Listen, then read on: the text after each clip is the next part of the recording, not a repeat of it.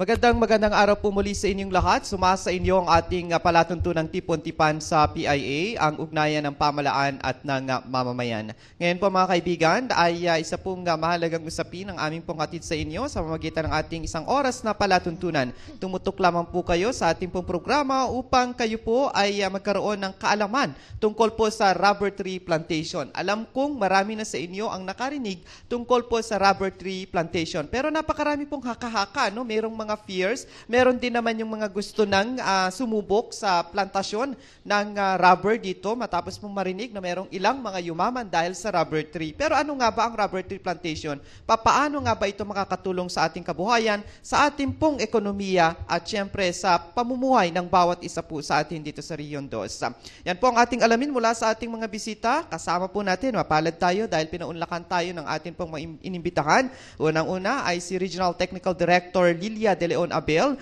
ng Department of Environment and Natural Resources mula po sa ang hepe po ng Ecosystems Research and Development Service ng atin pong DENR Region 2. Maraming salamat, Madam, sa pagpapaunlak ninyo sa aming pong imbitasyon at ang inyong pong pagbati sa atin pong mga tagapanood at tagapakinig.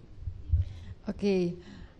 Magandang umaga sa PIA at saka lahat na nandito, media practitioner. Magandang umaga sa ating tagapakinig. Sobrang galak ko sa pag-imbita ninyo dito kasi we are the advocates of the rubber tree farming sa Region 2 na at kailangan natin silang gabayan. On behalf of my Regional Director, Benjamin Tumaliwan, nagpapasalamat din ako sa kanya at binigyan kami ng pahintulot po na makaharap ko sa inyo. At thank you very much sa araw na ito. Yes, of course, kay Boss Ben pala, Director Ben Tumaliwan ng DENR. Thank you very much. Of course, kasama rin po natin si Sir Frederick Yang ng Mabuhay Integrated Farm. Isa po sa accredited, siya po ang accredited owner ng nursery ng rubber tree dito po sa Region 2. Sir? Good morning po. Good morning din po sa lahat. Again, I'd like to thank the opportunity to be present, and I also thank Director Lily, and it's my pleasure to be here today. Okay, thank you very much, sir. Kami po ay nagpapasalamat kahit kayo po ay gagagaling lamang po sa operasyon. Nandito po kayo para mag-advocate po ng ating pong rubber tree farming. Of course, ating mga media friends, alamin natin kung sino-sino yung ating mga kasamahan dito sa pamamagitan ni kasamang Gine Valentin Bakiran. Good morning, Ma'am and Sir. We have with us here our friends from the media. From the Philippine News Agency, we have Bureau Chief, Mr. Sim Diline. We have Mr. Pabs Mamawag from Sunshine Radio DZYT. We have Bombo Ralph Concepcion of Bombo Radio DZGR. From FBN DCCV, we have Mr. Munding Pancha and Mr. TJ Tugdao. And fresh from the USA, we have Mami Digna Pagulayan.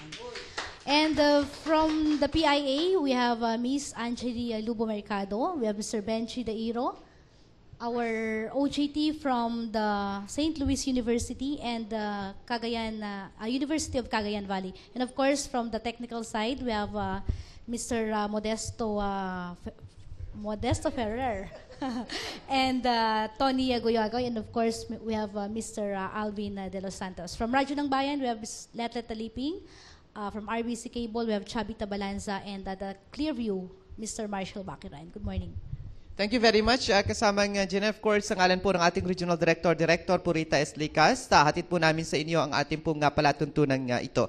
Unang katanungan ay siguro kay Director Abel po muna. Ma'am, bakit very passionate po ngayon ang ating pong DNR, particular na ang inyong pong sektor sa pag-advocate dito sa rubber tree farming sa Region 2? Okay, thank you. Di ba, kailan pa tayo nag-reforestation? Tagal na, di ba? Matagal na Okay, po. matagal na. After the reforestation, pag natapos, lumaki na yung kahoy. Saan papunta yung kahoy, di ba? Nakakat yung kahoy, no? Chinya charcoal. Yeah. Kung hindi man, pinuputol, illegal cutting, illegal logging, ganun, no? Pero ang rubber, bago mo siya i-cut into timber, mag-enjoy ka muna sa kanyang white gold. Ang term ko lagi is white gold, no? Kasi white gold, kasi meron siyang latex. Ang tawag doon sa kanyang dugo na kulay puti ay latex. Yan po. At yun po yung rubber na sinasabi. Na lahat ng tao, kung may sasakyan ka man o wala, kailangan mo talaga ang rubber. Hawak ko, rubber. Okay, Correct. Oo. Yun po, kung kailangan natin yung forest cover, pwede naman tayong mag-advocate ngayon ng rubber trees. Kasi marami na pong nagpa-plant ng rubber trees. Only that, hindi, siguro, it's safe to say, hindi gaano maganda ang technology para naman ma-aid natin yung mga enthusiasts. Nandito kami para gumabay ng tamang technology on the plantation of rubber trees. Ganun po. Okay. So yan, maraming mga maidudulot na magaganda ang pagtatanim ng rubber, hindi lamang sa livelihood component, kundi maging sa reforestation na advocacy po natin. Number one na Yes. siya ngayon na kailangan natin gamitin din. Yes, oo. So lalong-lalo na ang ginagawa ng DENR din ngayon, yung National Greening Program. So pwede rin ang rubber tree na isa sa mga itatanim dito sa mga plantation areas. Okay. Oo. Pero bago tayo magpatuloy, Yes. gusto kong i-express ang aking galak kay Mr. Yang kasi kata-transplant lang yung kanyang lens, yung mata niya bago, yung mata niya, Saturday lang na implant yung mata niya. At sinabi ko, I want you to be there kasi in fairness to the PIA and to the media, ayokong maging kulang yung sasabihin ko sa inyo. Gusto kong kompleto po yung information as gabay ng technology natin. So, thank you, Mr. Yang. Although blurry pa siguro yung pagtingin mo, anyway, napakaganda ang puso ninyo po. Thank you. Thank you din, thank you. Yes, eto matanong ko din kay sir dahil nasubukan na po niya or sinusubukan na na i-advocate din sa ilang mga kakilala po siguro ninyo o yung mga gustong mag-invest on rubber tree. Ang rubber tree po ba ay pwedeng tumubo sa atin pong mga lupain, klase ng lupain sa Region 2 at syempre sa klima na rin po? Opo, ang pinaka-importante niyan is tender loving care, yung wastong pag-alaga. Especially the first 3 years. Kailangan natin ng yung fundamental na dinidiligan, binubunggan yung lupa, nililinisan, at bibigyan din natin na yung kaukulang atensyon. Dahil nga kung meron tayong passion sa pagtatanim, makikita natin base sa itsura ng ating tanim kung sobra yung dilig natin, kulang, o sobra yung abono, malalaman natin. Yun lang pwede. Kailangan talagang alagaan din ang mga itatanim dahil dito nakasalalay din yung pong makukuha natin later on from the trees planted. Especially very sensitive sila habang 3 taon pababa. Okay. Napakarami kong nilistang katanungan dito pero baka mamaya ma-preempt ko na naman ang katanungan ng ating mga media practitioners. Kaya umpisa na natin ang katanungan mula po kay kasamang Geneva Kiran, then mamaya si kasamang Pabs Mamawan. Kay Ma'am Abel. Ma'am, mga ilang hectares na po yung natamnan ng rubber tree dito po sa Region 2 and do we have number ng puno? And meron na po ba tayong identified na parang best rubber tree production area dito po sa Region 2? Sa rubber tree plantation, we can claim na bago tayo, no? In Region 2. May mga individuals and private citizens na nag-venture sa plantation, but it's the use of seedlings which is not being encouraged. Kailangan kasi cloned so that we can use the high-yielding variety and yung mabilis na mag-produce ng latex na early variety and high-yielding variety using cloned materials. Yun kasi ang promote natin para hindi natin antayin ng matagal na taon, or 10 years, bago tayo mag-harvest ng latex.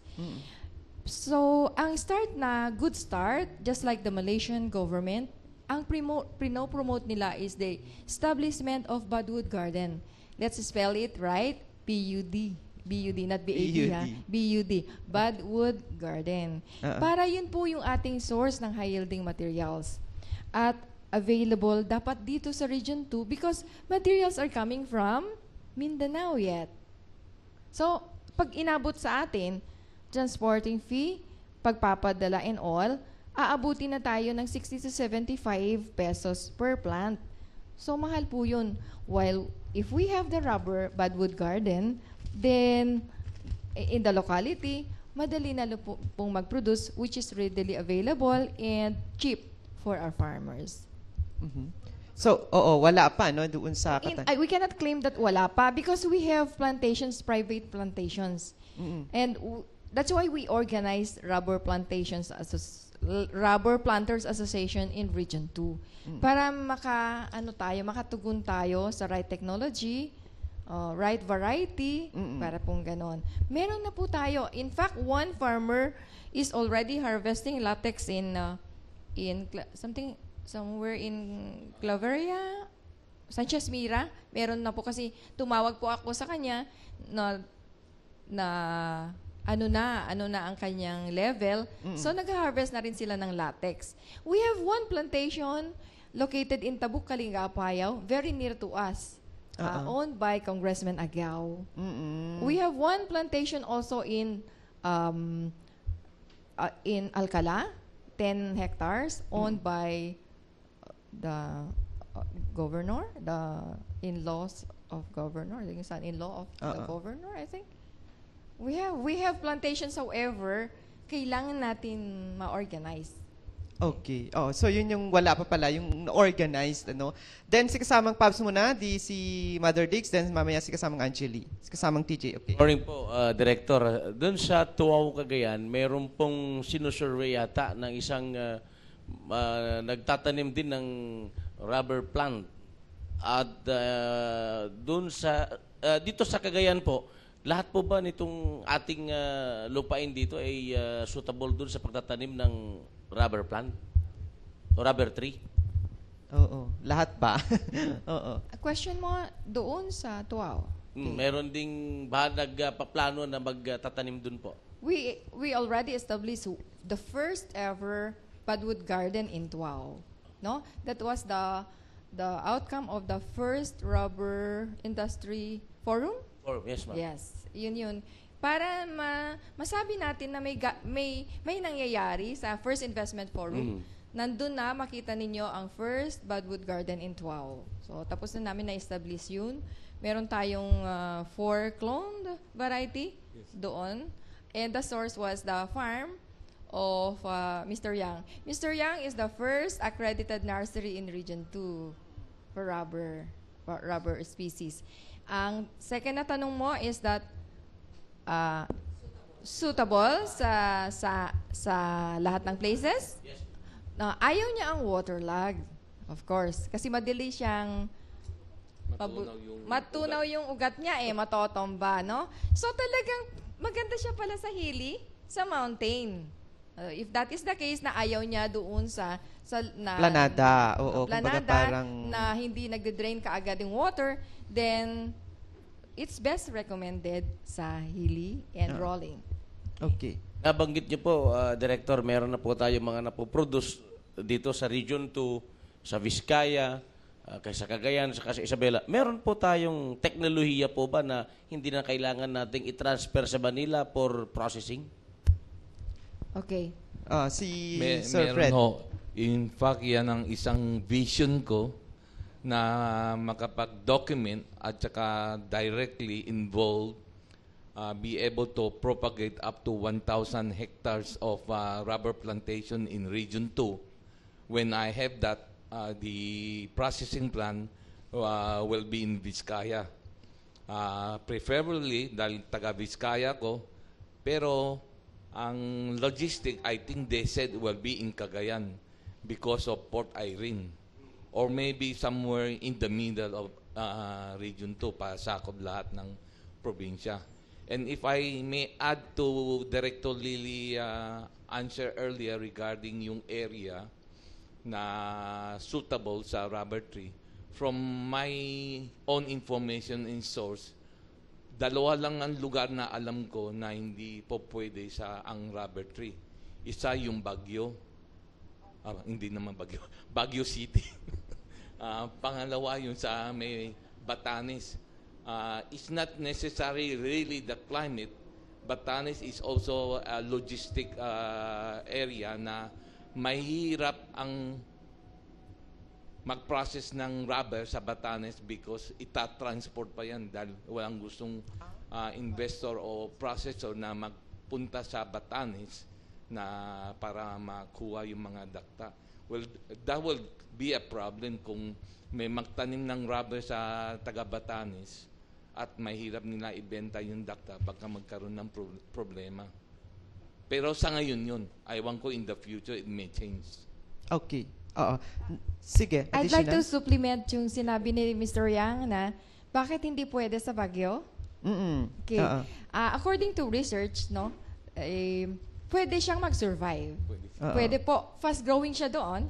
However, ang objective mo in the plantation of rubber is the latex. Ang kanyang dagta, wala siyang, ang tawag, low yung kanyang grade sa rubber. Yun. Kaya, okay. ang rubber pala, So may kinalaman din ang pagtatamnan doon sa kaya ang rubber pala, talagang Kalidad, nasa katulad natin, na mainit. Hindi pala siya pang malamig malamig na place. lugar. Okay. Si kasamang Digna. Welcome Yes. back to the Philippines, Mother Thank Diggs. you, thank you. Good morning po sa ating lahat. Nabanggit po kasi kanina ni Ma'am Abel na ito'y tumutubo or you can just harvest this after 10 years. 5 years. 10 years? 3 years. Kasi po, correct me if I'm wrong, gusto ko lang pong i-clarify kung ito ba yung ginagawang plywood na tree. Ayan. Pag-usapan natin yung timber niya. Kung pwede nga bang i-harvest ma'am. din ito. Hindi plywood. Ang timber nito ay hardwood, yung floor tiles at saka furniture, hindi plywood. So, Dahil matigas siya eh. okay. Kasi po, maalala ko, meron pong pagawaan, kumbaga meron pong accredited na nagtanim ng punong kahoy and then pag na-harvest po, ibabagsak dito sa may Madarulog, sa may Madarulog. Nagsara na po kasi yun. Ang sinasabi kasi, yun ang pagawaan ng plywood. Pero hindi lang ho natin masiguro kung anong klaseng kahoy yung ipinapatanim. Yun yung Melina noon. Oo. Yun yung Melina na hindi siya successful. I don't know the reason why. Okay. So, kung gusto po ninyo ng quality na seedlings, saan po ginagawa yung seedlings, ma'am? Ayan. Yung cloning. Una muna, ma'am, yung seeds niya. Kasi natural sa mga kahoy. Ang unang isipin natin, may seeds ba to na pwede? Bakit ang sinasabi ni Director Abel, cloning, ma'am? Okay. Saan ba ginagawa ang seed? Yung puno. Seed. Okay. Galing po sa puno yung seeds, di ba po, no? Bunga ng puno ng rubber. Ang seeds. Kasi saan galing po ang seeds coming? No? Sinong gumagawa? No, the puno. Medyo ano po kayo? Yung seedlings ang sinasabi po natin. Kasi alam natin ang DNR, ang pinagkukunan po kasi ng seedlings normally. Okay. Now, ang tinatanong po natin, kasi sabi po ninyo, quality seedlings. So, saan po ito ginagawa? Sa inyo ba? O meron po kayong accredited na gagawa? Meron tayong sa Region 2, meron tayong loan accredited nursery na meron silang technological knowledge in cloning through budding, no? We have the nursery of Mr. Yang. We accredited the nursery of Mr. Yang because they have the existing nursery already. Meron siyang bother, okay? Meron siyang bother. So ang source ko doon sa establishment ng Budwood Garden sa Tuaw, sa kanya. Kasi if I buy it in Mindanao, mas mahal. Oo. So, para naman meron siyang income kasi na-accredited na natin sila, sa kanya na lang ako bumili. Ganun po. Aabutin tayo ng 60 to 75. That's why per clone, per seedling. Kaya hindi affordable ng farmers yung kanyang price. At hindi rin affordable yung price niya sa NGP. You know how much the selling of NGP seedlings? 12. 12 po yung ang price ceiling ng DNR. So, hindi po kami makapag-provide ng seedlings for the farmers kahit na yun ay highly in demand kasi because of the costing. Now, if we have that Budwood Garden, bibili na tayo ng seeds from the high-yielding variety also. Bibili tayo ng seeds, ipatubo natin yon. Let's wait until it will be the pencil size and then ibabad natin. Coming from the Budwood Garden, yung bud eye niya, i-clone natin yung sa seedlings. And then, I guess, pag ganun ang nangyari, we can give na sa mga farmers natin. Yun lang, kaya ko ina-advocate na magkaroon na tayo dito sa Region 2 para mabigyan na natin ang mga enthusiasts. Marami Since the start of the reforestation effort, ang demand ay marami, but we cannot afford to give kasi because of the costing. Pero ma'am, gusto ko ituloy niyo muna yung explanation doon sa seeds. Why cloning, why not seeds? Mr. Yang, why not Sir, why not seeds? Oo. Wow. Okay. One thing is, pag magtanim ng rubber tree, ang major purpose, hindi yung timber, ang major purpose is yung latex. Because pag nagtanim ka ng quality budded rubber tree, after 5 years, actually 3.5 years pwede na i-tap o i-harvest. But we don't recommend doing this at that early stage. Wait for 5 years para hindi ma-pwersa yung rubber tree. Now,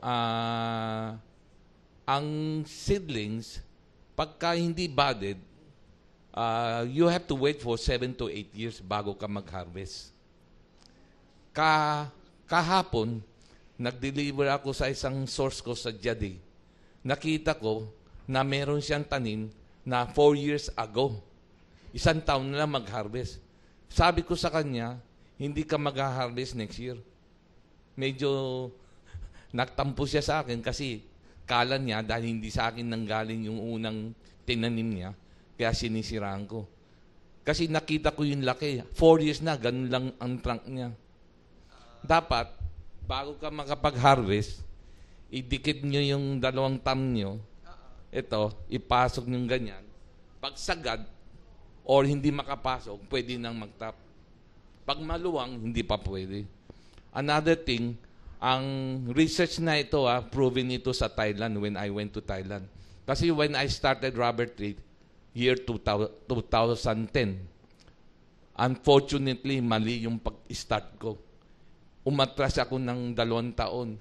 Not only that, yung 2 taon na yung oras na ginulgul ko at saka yung pera, parang natapon lang.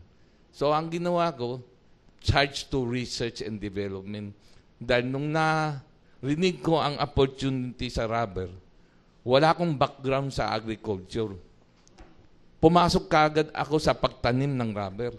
Ang naging problema ko, wala akong makuhang quality planting material na rubber dito sa Luzon, galing pa ng Mindanao. Lumaki ako dito sa Pilipinas, natakot pumunta sa Mindanao. Dahil ang nababasa sa dyaryo, puro magulo. Okay? So, I don't intend to go to Mindanao just to find out. I researched through internet and through DA, BAR, at saka UP Los Baños. natuto ako sa rubber. Kaya lang nauna yung plan ko bago ako natuto. To find out na mali yung inumpisan ko. Kaya I'm very anxious, tsaka talagang ako'y pagdating sa rubber, gusto kong tumulong para hindi mangyari sa ibang investor o magsasaka yung nangyari sa akin. Dahil nga hindi rin magandang experience. Kaya kung magtatanim tayo ng rubber, siguraduhin natin ang itatanim natin is yung tamang clone at saka tamang pamamaraan. At nagpapasalamat ko din sa accidentally na-meet ko si Director Lily at saka through Sir Charles Lim, nagpo-propagate kami ng rubber dito sa Region 2 at binisita ako ni Director Lily yung nursery ko sa Quezon, Nueva Vizcaya at na-suggest niya sa akin na ipropagate nga itong rubber dito sa Luzon at tutulungan ng accreditation para makatulong dito sa Region 2 sa mga gustong magtanim ng rubber sa wastong pamamaraan. Ngayon, to cut things short, yung seedlings may advantage, may disadvantage. Ang budded, meron ding advantage and disadvantage. Pero sa mga investor, tsaka sa mga may financial background, ang pinaka-importante sa rubber tree, hindi yung timber, hindi yung because of forestation o because nagsisequester siya sa carbon dioxide. Ang pinaka-major, yung pera, yung profitability at saka income. Mas malaki ang harvest sa dakta pag budded kaysa sa seedlings. Pero ang narinig ko yung seedlings, nag-harvest din after 8 years. Wala pa akong alam na may nag-harvest na seedlings before 8 years. Wala pa akong naririnig. And then according to Mr. Amado D, the rubber king ng Philippines, he owns 7 processing plant in Mindanao. And sabi, hindi lang doble ang harvest ng latex sa budded compare sa seedlings. Kung sa seedlings, 1/2 kilo per tree, ang budded is more than 1 kilo per tree. Per tree. Okay. So yun pala yung dahilan. Oo. Another thing, yung mga nagtatanim ng seedlings, ang 1 hektarya nila, ang area ng planting na is 3x3. So 1 hektarya, 1,100 trees. Kung ang retail price na 50 pesos per tree, yung 1,100, yung 100 binibigay nila ng libre mortality, yung 1,000 babayaran. That is 50,000. Comparing sa budded, sa ngayon, at 70 pesos ang budded, 500 per hectares, is 35,000. So, mas mura pa rin yung budded na 35,000 kaysa yung seedlings, tapos doble pa. Ngayon, na may nagsasabi na mas maganda daw ang seedlings dahil mahaba mong pakikinabangan. More than 100 years ang lifespan niya. Ang budded, ang lifespan niya, if you do the right technology at saka tender loving care, mga 40 years. But you think, sa 40 years, i-evaluate mo kung mas malaki pa rin ang kita mo sa income ng dakta or i-hardwood mo na lang. Ngayon, kung pinaputol mo, yung hardwood mo, yung income mo from hardwood is more than enough to spend for another planting. So, it's still better than yung seedlings. Dahil yung seedlings, 100 years ka makikinabang, pero konti lang, pagkatapos wala ka namang ibang other income. So, yun ang analysis ko. Okay. Another question, si kasamang Angeli muna, then mamaya si kasamang Benchi. Kay Ma'am Abel po. Ma'am, it seems na parang applicable lang ito sa mga high-end farmers. Kasi yung Itong rubber tree plantation parang applicable lang po sa mga high-end farmers at yung mga may capital na po talaga. What if ma'am may mga, sa kaka-advocate nyo ngayon nitong rubber tree plantation, may mga farmers tayo na yung mga normal farmers lang po na gusto nilang mag-shift into rubber tree plantation. Meron na po ba tayong ready intervention sa DNR? At kay Sir Frederick po, kunin ko na rin yung chance. Ano po yung mga tips or mga words of encouragement natin na maibigay natin sa ating mga would-be rubber tree planters?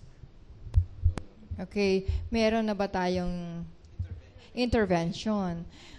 Alam mo, this plantation of Budwood Garden is adopted from the technology of Malaysian government. In support to the poorest farmers.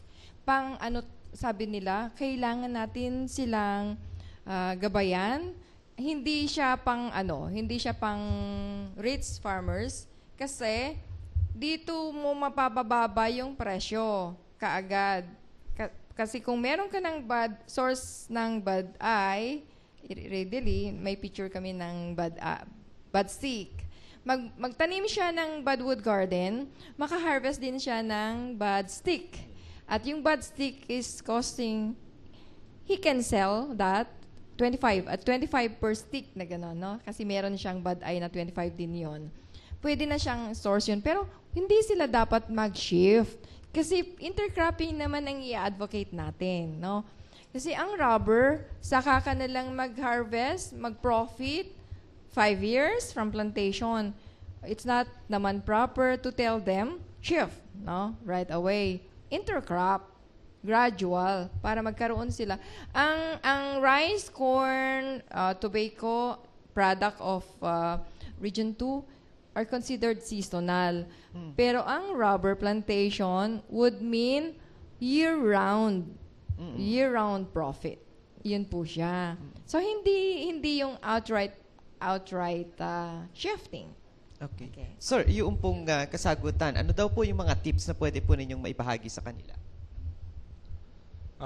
First, yung yung tanong niya, yung sinasabi niya na pang high-end lang yung rubber tree. Nabanggit ko yung earlier, si Sir Charles Lim, Director Lily, yours truly, and Dr. William Medrano, meron ho kaming tinayo na Rubber Tree Planters Association. We call it Cagayan Valley Rubber Tree Planters Association. Registered na sa SEC. Inumpisan namin ito last March pa lang. Pero nakapag-2 rubber information forum na kami. Ngayon, one of the purpose is to cut down the price. Yun ang sabi ko, I will bring the technology from Mindanao to Region 2. But I need help to bring down the price of Mindanao to Region 2. I tried all the alternatives. Bumili ako sa Mindanao, hindi ako pumunta dahil takot ako. But nagkaroon ako ng source. Bumili ako, mas mura nga, 35 pesos. Pero ang problema, you have to pay for the transportation. Okay? Ngayon, kung LBC, mas mahal pa yung transportation kaysa yung seedlings. Kaya hindi feasible. So, ang ginawa ko, ako na mismo mahirap. Tapos kalahati patay. Because of the stress and the length. So, kung 35 pesos, 70 pesos. Tapos risk pa. Dahil hindi ko naman kilala na refer lang sa akin o kaya through internet o through training, bayad muna, tsaka i-deliver. Okay? So when we do that, with the help of Director Lily, kaunang-una pilot project namin dalawa, nag-deliver ako ng rubber stamp. I tried to see if there's a way of transporting rubber less costly through rubber stamp. Wala nang lupa, walang plastic. Yung puno ng rubber, puputulin yung sa taas, yung mga dahon. Ang natitira, yung trunk tsaka yung ugat, babalot sa dyarium, basa o kaya sa dahon ng saging. We try to transport. Feasible. The only problem is, bago mo i-transport sa recipient o kung sino magtatayo ng nursery, Budwood Garden, is nakahanda na yung polybag niya at saka lupa niya. Para pagdating, i-shoot na lang. I-shoot na lang. Ang cost ng transportation nababawasan. At saka ang mortality at saka stress nababawasan. And also, I read it in the newspaper magazine, agriculture magazine, na ginagawa na pala yan ng Indonesia. They ship it to the crate na nagay ng sodas. Okay. Ngayon, ang inaano natin ni Director Lily na Budwood Garden, pag nagkaroon ng Budwood Garden, makaka-propagate ng rubber seedlings through buto o tsaka yung bagong sibol na seedlings. Through my experience, I suggest na bumili na yung sumibol na seedlings. Kasi my experience, many source ginamit ko, pinakamataas na germination rate is 40%. Mas mura nga yung seedlings from 1 peso to 2 pesos bawat buto. Pero namamatay yung modang kalahati. 40% lang nabubuhay. Aalagaan mo ng 4 months. Pagdating ng 4 months, magkakaroon ng siguro ng aabot ng pencil size yung mga trunk nila ready for budding. Ang suggestion ko is bumili na lang ng yung bagong sibol. Okay, may question mo kayo? Sige, si kasamang Benji muna. Yeah, Sir and Ma'am Lily, I am re-echoing the imagined or real fears of our ordinary farmers. Because this region has been wary of new agricultural products. If you remember what happened to the Philippine Coconut Corporation, Cotton Corporation, the early few years it was a success, and then it virtually failed because accordingly, after so many millions of pesos spent on researches, it found out that it's not suitable after all in the area of the Itawis region.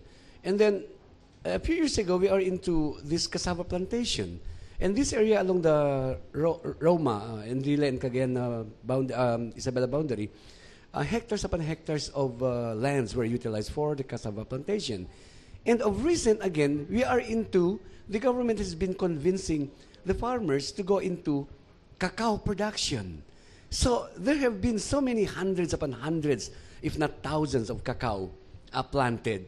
And we don't know what happened now. This is in line with the question also of Angeli. Are there, aside from what mentioned by Mama Lily of our mitigation efforts, our safety nets for them, are we ready now to promote rubber for the small farmers?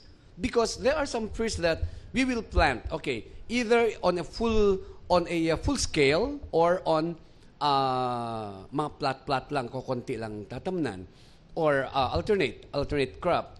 But then, are we ready na sabihin sa kanila na, okay, it's feasible, we have the market, we have everything for you, you have to be convinced that this is it. What are our safety measures, going back to the question? And are we ready to promote it to our small farmers? Okay, sino po ang makakasagot? Sir, Fred. Well, as I mentioned earlier, kasi if we try to bring down the price, kasi sa akin, nag-advertise ako sa local radio sa Nueva Vizcaya.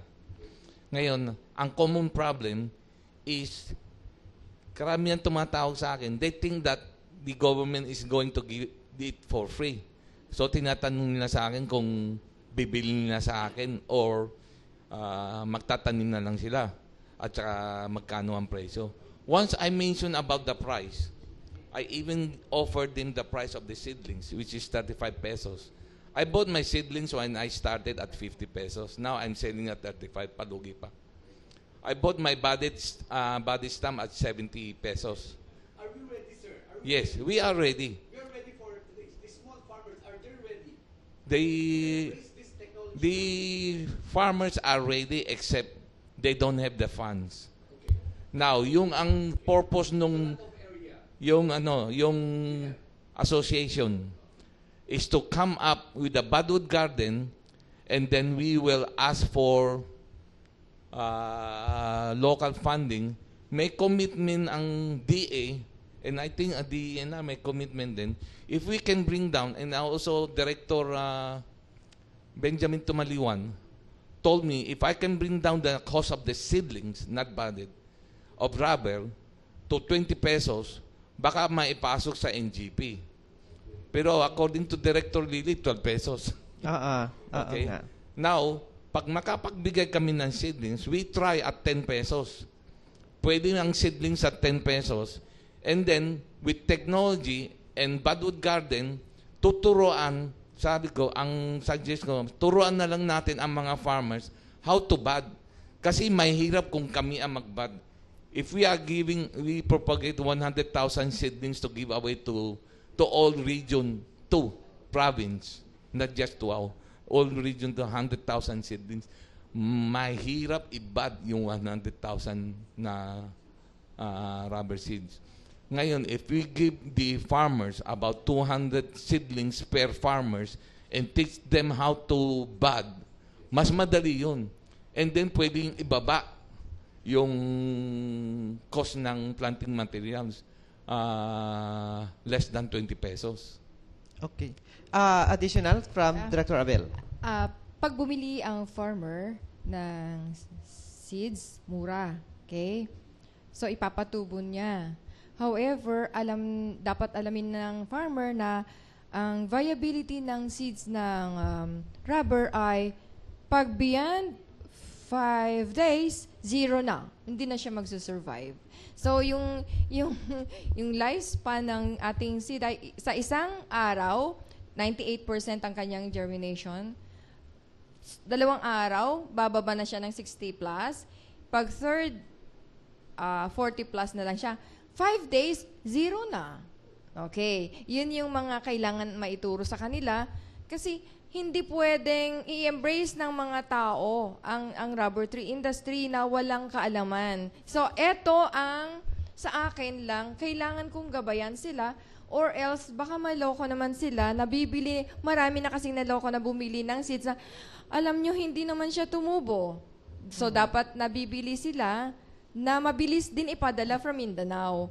No? So in short, Director Abel, we are ready to transfer the technology. Yes, And also the plantation area, we are already ready. Yes, So, kasi may mga plantation, may private as well. Ang dami naman nagtatanong. Okay. Kailangan kasing i-guide ang tao na hindi na lang silang mag-embrace na walang knowledge, yung technological knowledge.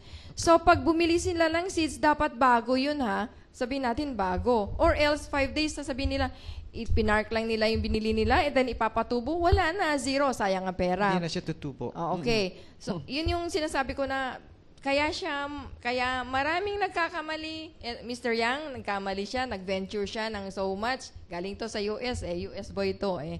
Mr. Yang na lang siya, buti sa'yo, Mr. Yang ka lagi. Galing yan sa US at nag-stay sila sa US with a wife. Now he came back. Mr. Yang is not from Region 2 anyway. He is from El Nido, Palawan. The rich kid in Palawan, having the first grocery and all gasoline station in Palawan. They were once the buyers of Nido soup. You know that if you're his farm, rubber farm, I think 3 years ago, the OST, sir. Say that again? The OST. PIA did a feature on you because with Director Tejada we visited your farm. I think that was 3 or 4 years ago. Your rubber trees. That's not That's me. in Vizcaya. In Vizcaya, Quezon. Yeah, Quezon, Nueva we Vizcaya. were there. Ah, Yeah, you serve us. Marami kayong pinakain sa amin. Thank you. Yes. So are you ready? Are we ready? Are the farmers ready? As long as the farmers welcome the technology we are ready. Okay. Kasi dapat right path tayo, ha? Right information, right technology, para hindi sila magkamali. Okay? And sana I look for the day na magkaroon na tayo, because I hold the clonal nursery sa Region 2. We have 2. At lagi kong sinasabi, if I can save money, I'll buy seeds, Mr. Yang, and then I'll grow it in the nursery, and then we will wait for the budding, the age where budding can be done na. We can give free to the farmers. However, kailangan nating i-ready. But we are ready in the information dissemination. Okay. We welcome si kasamang Tere, ng Radyo ng Bayan. Mas nauna si kasamang TJ and mamaya si kasamang Tere. Sir, since you're a big investor, sa employment point of view, nakakatulong po sa Lambak, Cagayan, pagbibigay po ng empleyo. Pangalawang tanong, sir, may warranty ba, kung warranty tinatawag doon, kung may yung future na planters ay namatay yung kanyang binili, pwedeng palitan? Hindi kay ma'am. Ma'am, ito ba yung pamilya ng Lanuti? Lanuti tree, yung pong binabanggit natin, rubber tree? Lanuti tree. Hindi. Oo. Hindi po. Local, parang Oo. So ma'am, yung unang tanong, Director Abel, doon sa tinatanong ni kasamang TJ.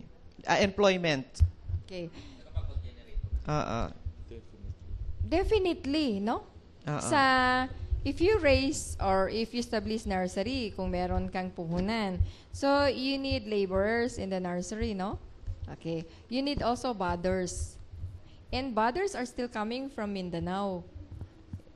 Pag i-train natin ang mga budders, mahal ang How much do you pay to your budders? I paid 12 pesos per live tree doon sa budder ko na tinuruan. Sa isang araw, nakaka 200 na bud siya. Sabi natin, kasi nakaka 80% survival siya. Sabi natin kalahati. Sa 112 pesos, that's 1,200 pesos per day. Sa loob ng isang linggo, dahil masyado siyang mahal, sabi ko, 3 araw muna magbad, 3 araw ka lang magbad. Tsaka in demand din siya. Kasi maraming nagpapabad sa kanya. 3 araw lang siya sa akin, tapos 3 araw din sa iba. Kasi yung bud stick, habang tumatagal, yung mortality humihina. Kaya 3 araw lang.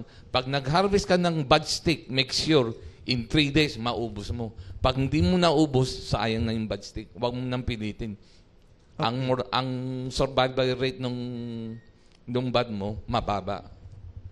Doon sa 1,200 a day, mahal yun. Napakalaki yun. And also, doon sa employment, sabihin natin lang sa 1 hektarya, 500. 1 tao per hectares. Mag-alaga. Iba pa yung magtatap. Iba pa yung magbabad. 3 tao per hectares. 100,000 of hectares. Or sabihin natin, ano ba sinabi ko kanina? 1,000 hectares bago magkakaroon ng isang processing plant. That's already 3,000. Hindi pa kasama yung mga middleman na bumibili ng dakta. Hindi pa kasama yung truck driver na magdadrive ng truck. Hindi pa kasama yung mga taong maghahakot. Marami. Malaking tulong sa job employment. Malaki tulong. Aside sa akin, ang ginagawa ko ngayon, as long as you follow our technology and my instruction and you bought the planting material from me, I'm willing to teach you how to plant. Pag namatay, palitan ko. Ginawa ko na ito. Doon sa isang customer ko na sa Jade, hindi na sumunod sa akin. Ako pa sinisi nung namatay. Pero para matapos lang yung sa tenga ko, dahil ang sa akin ay I'm after the latex production, not the seedlings. Para magkaroon kami ng good relation mula umpisa hanggang matapos, pinalitan ko. Okay. Si kasamang Tere sa kanyang katanungan. Pero bago yan, ang kasamang Alvin, paki-focus para alam nila kung ano yung sinasabi nating bad woods, bad stick. BUD po siya, no? It's not BAD. Ayan. Sige, paki-focus lang. Saglit. Okay. Ayan, pakitingnan. Aha. You're focusing the bud sticks? Yeah. Ayan. Yan That's ang the bud income din stick. from the bud eye. Oo. From the budwood garden. Oo. Mag-harvest ka ng bud sticks, ibebenta mo. That is 25 pesos po ang isang bud stick. Okay. Okay, so yan yung example na bud stick. Si kasamang Tere sa kanyang katanungan. Thank you, kasama Oliver. Good morning po. Since tinatry natin na i-market po itong rubber tree, no, para sa ating mga farmers, how profitable po ba ang business na ito so that makaengganyo rin po tayo ng mga iba pang nais magtanim nito? At saka akma ho ba doon sa ating climate, sa ating dito po sa Region 2, yung pagtatanim ng rubber? Yung climate, kasamang Tere, nasagot na kanina, akma sa atin. Dalawang area lang ang medyo hindi viable. It's Baguio dahil malamig. Very poor ang latex production. And Batanes because of the transportation cost. Okay. Sa yung profitability. Yung profitability, sige. Sir. Okay. Sa 1 hectare, 500 trees. Bawat trees, 1 kilo. So, 500 trees is 500 kilo. Ang presyo, pataas pababa. It went as high as 120 pesos per kilo and as low as 20 pesos per kilo. Once na nag-harvest ka after 5 years, every other day nag-harvest ka ibang puno. Every other day. So, ibig sabihin, every month meron kang harvest. And kung 500 trees, 500 kilos, pinakamababa 20 pesos, that is what? 10,000 a month. Every month. Every month. Ngayon, kung yung as high as 120, that is 60,000 pesos every month. Mas maganda pa ata ito kaysa yung mga OFW ka. Hindi ka pa hiwalay sa pamilya. Magkasama pa kayo. The only thing is, ang nakikita ko, yung farmers gustong humingi sa DNR saka sa gobyerno ng planting materials. Pero if they want to find the way na siguradong hindi na kailangan mag-OFW, hindi na sila ma-victimize ng illegal recruiter, they find ways. Kasi yung OFW, more than 100,000 ata ang ginagastos para makaalis. Placement fees. Kasi ang 1 hectare is only 35,000. Ay, pesos ang mahal, po. pesos. Ang mahal lang sa rubber tree is investor like me. Kasi I have to hire people. Okay. 5 taon mo susweldohan na walang harvest. 60 months. Susweldohan mo. Sugal ho talaga, no? Si Ma'am Lily, meron pa yata sasabihin? I envy Mindanao. Kasi how profitable. Sabi niya na? Pag pumunta ka ng Mindanao, left and right, rubber plantation and palm oil plantation. So, yun, yung highly profitable. They can afford to buy what they want. No? At marami nang nagtanim na success stories po, ma'am, ano? Yumaman talaga. And Malaysia, Thailand, Indonesia, China, sila Kung po sakasakali po na magbo-boom dito yung rubber tree plantation or farming, meron na po tayong na-identify na mga na pupuntahan nitong mga products na ito para sa ganun na hindi naman matenga, sabi nyo nga kasi masyado yatang sensitive ito sa kwan. Hindi, yung latex hindi sensitive. Hindi po. Yung puno ang sensitive. Puno, okay. Yung latex, hindi nabubulok. Hindi nabubulok. Pag mababa ang presyo, kahit ipunin itago mo, Kung kaya mong itago, kung gusto mong itago, hindi nabubulok. The longer it takes, yung water content niya nawawala. Dry rubber. Mas mataas ang quality. Apo. Kaplam. Oo. Ano pong example po mga products, sir, na pwedeng paggamitan? Latex, bukod sa gulo? Actually, they say it's 50,000. yung hawak mo po, may rubber content Oo. yan. Microphone. Yung shoes natin, yung tire Balloons. natin, Condom. Everything. Kaya sabi nila, ang gamit ng rubber ay 50,000. 50,000. Ano, gamit. Tapos Uses. tanong last na pa, gano'n daw po katibay ito sa bagyo? Kasi alam nyo naman na we're oftenly visited by typhoons. Typhoon ganyan po. resistant pa. Want to start or you Yeah, I want have to start. Let's take a look at China, no? 'Di ba? Ano ang China? Laging nabibisita ng Typhoon, typhoon. oo. Malalakas din. Pero ano ang number one na product nila? Latex. Okay? At sa local naman, meron tayong existing plantation ni Congressman Aguiao. Sabi ni Congressman Aguiao sa akin, parang hindi yan totoong sinasabi nila na ang rubber ay delikado sa typhoon. Ilang beses nang may typhoon, yung strong typhoon noon, sabi niya, parang isa lang ang Nabuwal. nag-slant. Ganun. Mas ang Milina. Mas madaling matomba. Okay. So, last 2 questions siguro. Sige, si kasamang Sim, then mamaya si kasamang Jenny. Ma'am, follow up ko lang. Kasi doon sa amin sa Aritaw, ayaw nilang magtanim ng rubber tree. Kasi daw kapag malakas daw ang typhoon na bubuwal na yung sanga niya. Totoo ba ito sa mga sinasabi nila doon? Kasasabi ko yata. Oo, ma'am. Opo. Si Mr. Yang is from Nueva Vizcaya. No? Meron din siyang plantation, meron din siyang nursery. Sinabihan din ako, Director, how sure you are na hindi siya madaling mabagyo? Tinanong ko din kay Congressman Aguiao, tinanong ko din lahat yung mga may plantation, hindi naman pala totoo.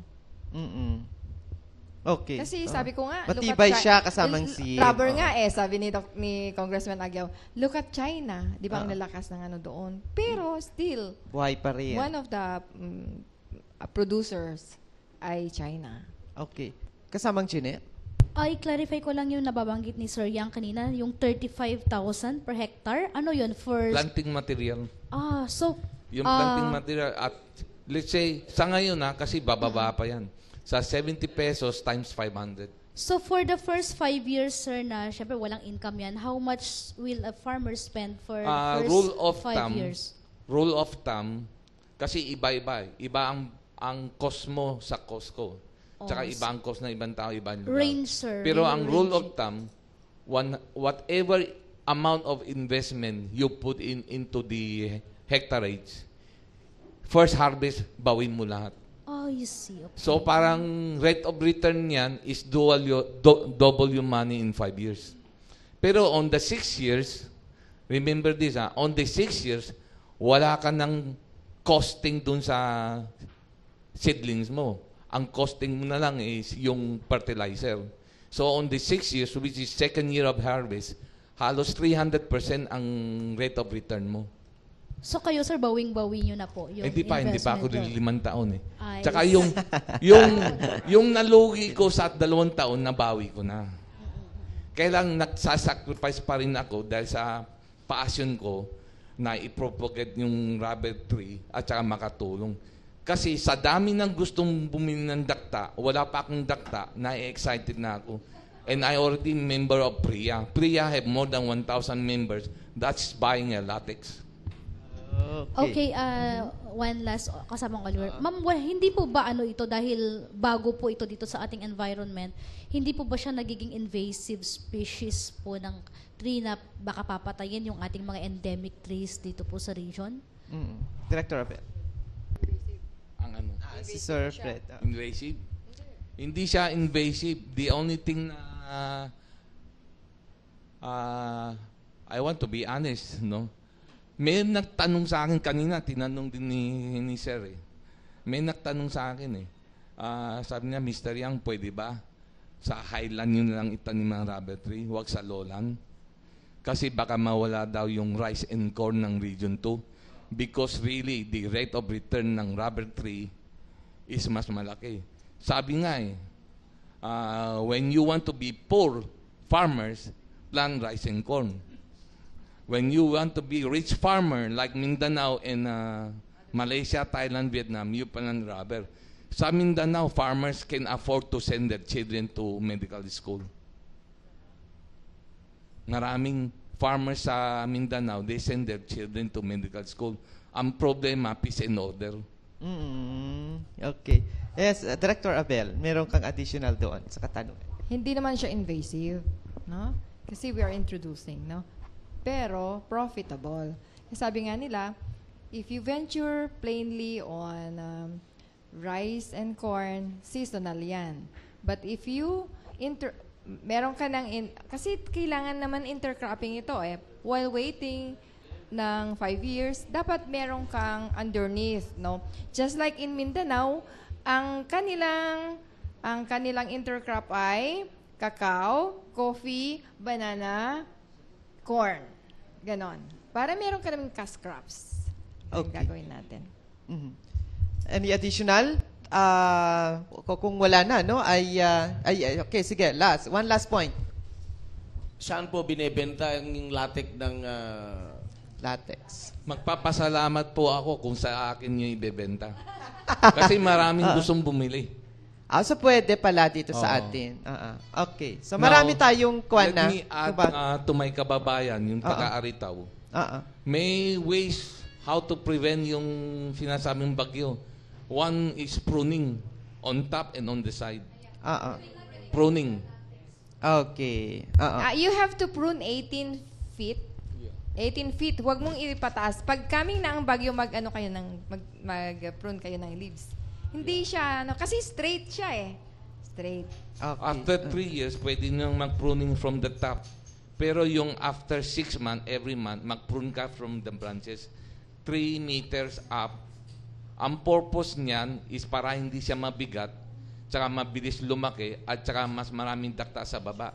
Yung pruning sa baba, 3 meters, kasi dyan ang harvesting area para mag-smooth siya.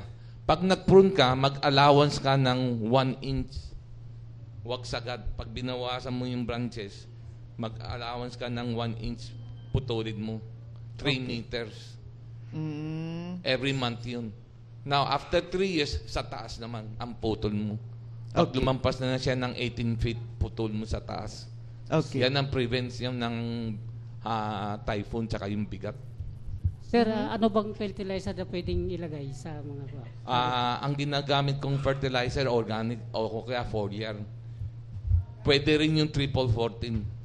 Okay. So, commercial pa rin siya. Okay, may tanong kanina kasi dito, ano bang itsura, no? Tingnan natin yung sample na lang dyan.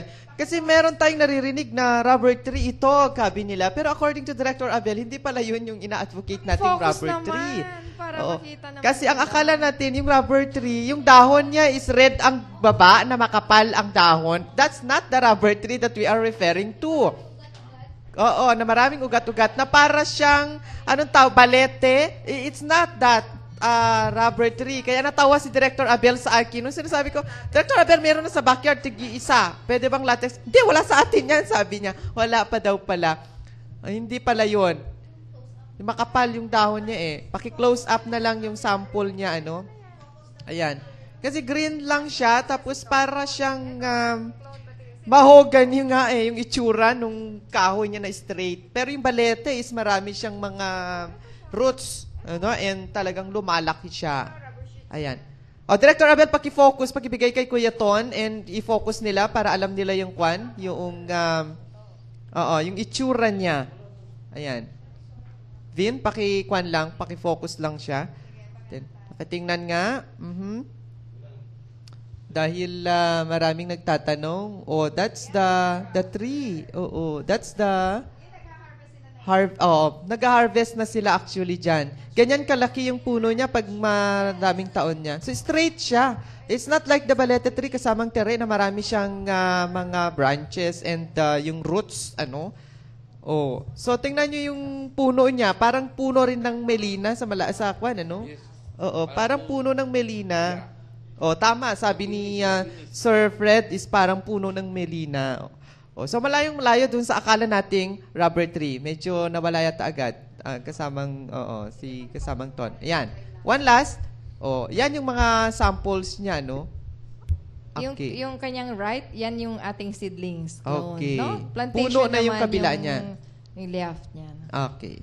So yan, as we end siguro, any message kay Sir Fred Yang muna? Ano po ang payo natin at mensahe natin sa mga tagapanood at tagapakinig, lalong-lalo na yung gusto mag-invest at saka yung mga maraming haka-haka tungkol sa rubber tree farming?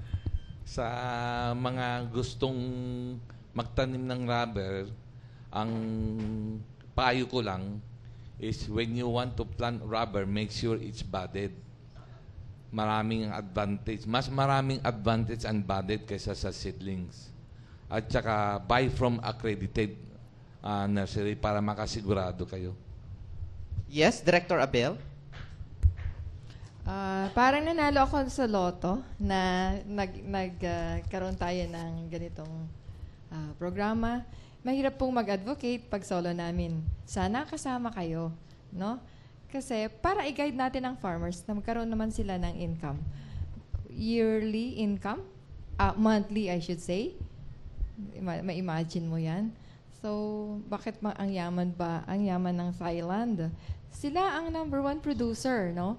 But Indonesia has the largest plantation in terms of area.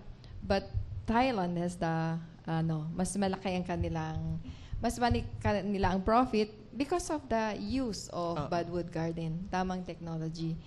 So, sana maulit muli ito, na sana magkaroon kayo ng mga callers, i-guide natin sila para na magkaroon sila ng profit, ng income. And hindi, para rin sa environment. Kasi ito, tsak yun na hindi puputulin ng tao. As a charcoal kasi sasayangan niya yung dagta which will be harvested every day when the time is is allowing it. Parang ganun po. Thank you. And on behalf of my regional director, ang aming mabait na director, sa kanyang pagpapaunlak rito. Okay. Thank you very much. Thank you very much, Director Lilia Abel ng DENR of the Ecosystems Research and Development Sector. And of course, Sir Frederick Yang, siya pong isa sa mga masasipag nating advocate ng rubber tree farming at mula sa Mabuhay Integrated Farm, dito po sa Region 2. Of course, sa ating media friends, thank you very much. At sa ngalan ng ating Regional Director, Director Purita Likas, ito po ang inyong lingkod, Oliver Tamayo Bakay. Maraming salamat. Magandang araw po sa inyong lahat.